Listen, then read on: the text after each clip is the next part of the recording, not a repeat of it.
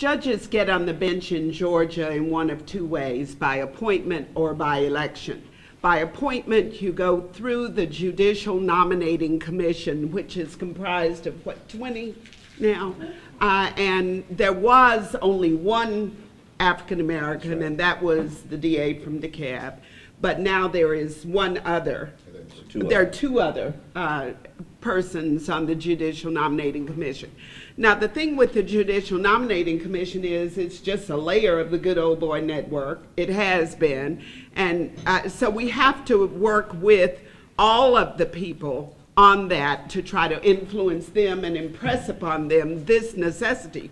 Otherwise, people will not have respect for the system. But once the person gets through to the governor by being on a short list, they are appointed by the governor. Now, sometimes in our experience, the governor has bypassed the whole Judicial Nominating Commission process.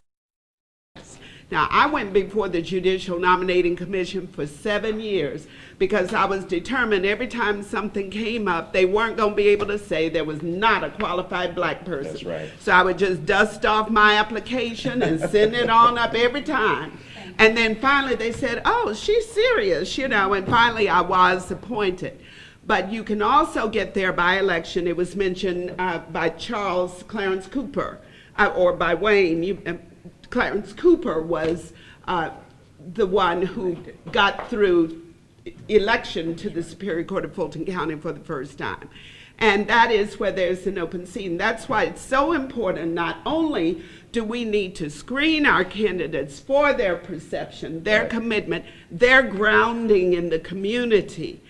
A lot of these people who are coming along now don't know anything about this history, this rich history, this struggle that we've had to go through to get somebody on the bench when Horace Ward was appointed, when Donald Hollowell first ran in 1956. A.T. Walden. A.T. Walden, who sat on the municipal court. And then we had Isabel Webster and Romay Turner Powell, who were on the juvenile court and on the city court respectively. They don't know that history. They just think because they are so bright, they're so handsome or pretty or what have you, that, you know, look, I've always wanted to be a judge, I'm gonna make it.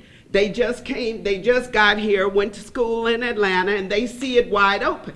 But they have got to understand the grounding. That's right. And that's where we as voters must look, and we must perceive what their understanding is. We must tell them what our expectation is, whether they be black or white. This is our expectation for you, to be fair, to be sensitive on the bench.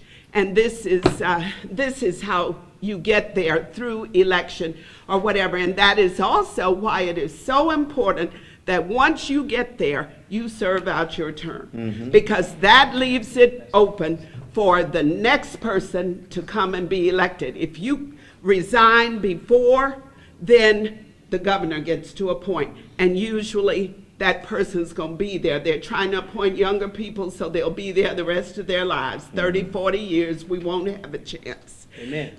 And so, you know, in 2012, Advocates for Action published I thought, a very strong statement. I consider myself a part of them.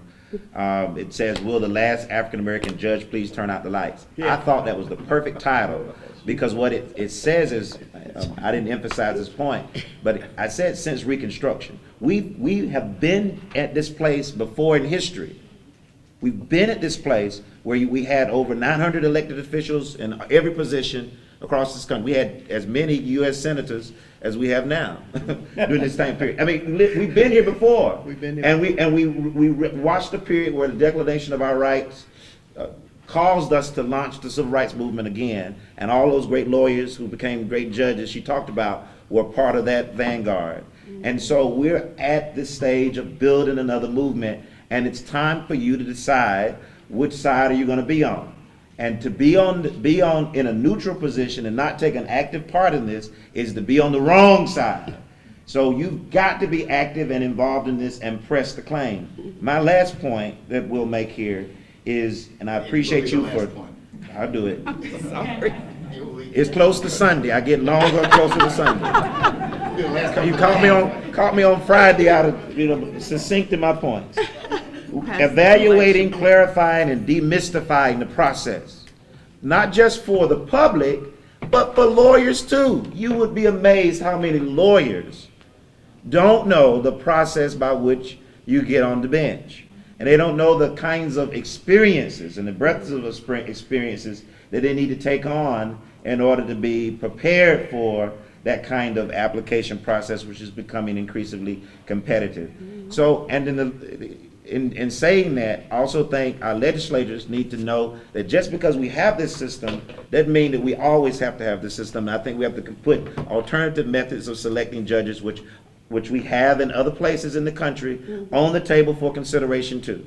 Please join me in thanking Amen. our panel.